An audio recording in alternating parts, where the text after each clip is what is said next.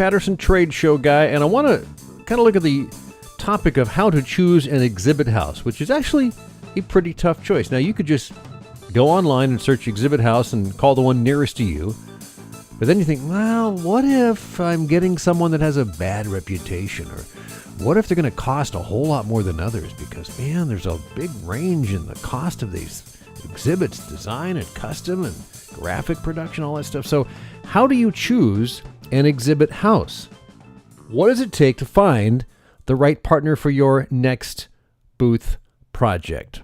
Well, let's go over that from the very beginning. First of all, you want to start your research early. You want to know how much time you have between now and when you want the booth. Do you want it in 6 months, 12 months, 18 months? How big is your booth? Those types of questions. So allow time to learn about each company you check out and make sure that the companies you investigate are able to handle your needs. Do you need them to store booths? Do you need them to ship them, bring them in and out? Or do you just need them to design and build something and you handle the shipping and storage and all of that? Do you need them to do a kind of a turnkey thing, or do you want to be really involved? In other words, how do you like to work with an exhibit house?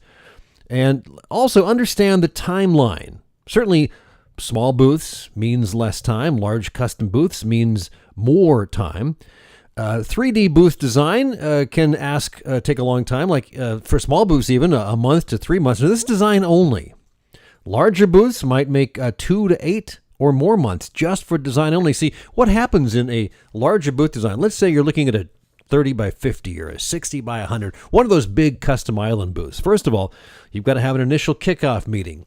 And then you sit down with the designer and the exhibit house, which the designer doesn't always have to work for the exhibit house. A lot of exhibit houses actually hire outside or independent consultant designers because these guys are the best and they know they're in high demand. They don't have to work for a company. But often, a company will have internal designers, employees. So, learn what works best for them and what works best for you. But once the designer gets all that information, they're going to go back and start sketching things out, most likely on computers, although there are still a few. I know a couple that do things by hand the old-fashioned way.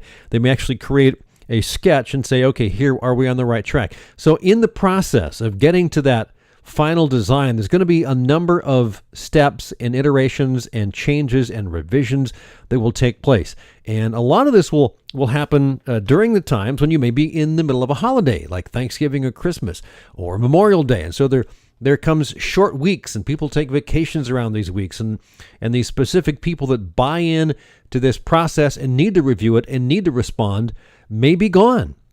And so you have to anticipate all of this going to happen. So a larger booth actually may take a long time, several months, to make this whole thing happen. Graphic design, often the last item to happen because, simply put, you don't know what those designs are going to be or the dimensions until you have the booth design. So you don't know what the graphic placements are. You may have, halfway through the process, a pretty good idea of what those graphics are probably going to be.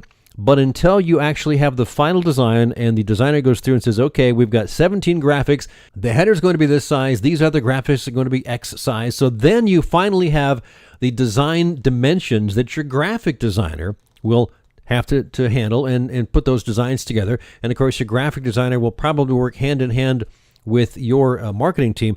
It is often the case, in my experience, that graphic designers don't necessarily work for the exhibit design company. Graphic designers are often in-house to the exhibitor, or they're an agency, more likely, that the exhibitor works with. So they understand the brand. They've got all the assets, the branding assets, the logos, all those things that go with a graphic design. They've got access to the photos. They may work with a photographer, which is often the case. And so graphic design can't really start the process, or at least they can't get the details right on exactly how big those graphics are going to be until the 3D exhibit design is done and signed off on, and that is moving into fabrication. So often, graphic design is typically the last item and sometimes feels rushed, as a matter of fact.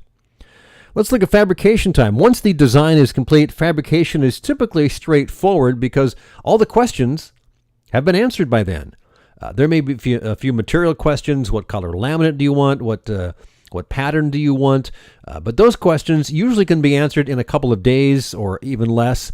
depending on how detailed your actual process was in the design. Sometimes those questions are all answered in the design, but it is often the case where you may get into production and those questions are still coming up. Either one is fine. Small booths, the small ones, 10 by 10s, 10 by 20s, usually just a few weeks to make those happen. Even if it's a custom booth, the smaller ones don't take that long because there's not a lot to it. And once the design is complete again, the fabrication team just jumps in and makes it happen. Larger booths, of course, and the custom islands, those types of things can take from a few weeks on up to a couple of months, depending on how big it is. If they're one of these large, and you probably aren't going to ever do one of these, the big 100 by 200 things that you see Nike or Microsoft or one of those companies put on, those will take a long, long time. But typically thinking, your booth is not going to take that long. It could take a month or two to get that done. As you talk to your potential exhibit houses, know your budget. A reputable consultant will not start on a design until they know what your overall budget is. And it is simple. Why would you walk into a car dealer and say, I want a car? And they'd start to ask questions. Well, what do you want? And you say, well, I want one that goes 300 miles an hour, and I want it to have a 0 to 60 speed in 2.8 seconds. Been reading about those cars. Those are great. And then they say, well, how much do you have to spend? I said, well, I got, $2,500. Well, that's not going to happen. So you need to know what you're going to design to as a designer. A good designer knows what things cost or has a very good sense of it, so that when they put a design together that's in the range of, let's say, $40,000 to $50,000, they know how much they can put in and how much they are not able to put in because of the constraints of the budget. So confirm what your budget is specifically intended for. Is it just for design and build, or is it for shipping and crating and storage as well, along with all the other things? So you may have an overall budget, and you say, okay, our design, build, and fabrication and entire trade show budget for this next show coming up in March is $100,000. Break it down. So it may mean that your design and fabrication is only $65,000. The other $35,000 is going to travel or salaries or whatever you're going to put into that. Expenses that go in shipping, crating, all those types of things. Crating usually is a job that's involved in that the exhibit house takes care of, because they've got to provide crates for that booth to be shipped in. But nonetheless, make sure that your design firm, your exhibit consultant, knows exactly how much money they have to budget for what they're doing specifically. Next thing, of course, you want to know your goals, and it's a good thing to share your goals with your exhibit house. So define those goals, be very specific, know what they are, make them attainable and measurable. These goals could be things like, yes, we want to have 5 demos a day that last 15 minutes apiece. So we need a space for that. This gets back to function. And this gets back to what the information is you're going to give your exhibit house. Again, this comes in possibly the RFP or your design brief. This may not be necessary when you're actually determining which one is going to build it, but it still doesn't hurt to share some of these things with them. How many shows a year will you use the new booth? When it comes to communication, talk about this. And when you finally decided, make sure you understand that there is a point person on both sides. There is a point person in the exhibit house. There is a point person in the client side. For all official communication between your company and the consultant company. Now, here's why you would do that. There may be 7 people on your marketing team involved, and they all have different ideas. And there may be 1 or 2 or 3 or 4 people on the design and exhibit house side.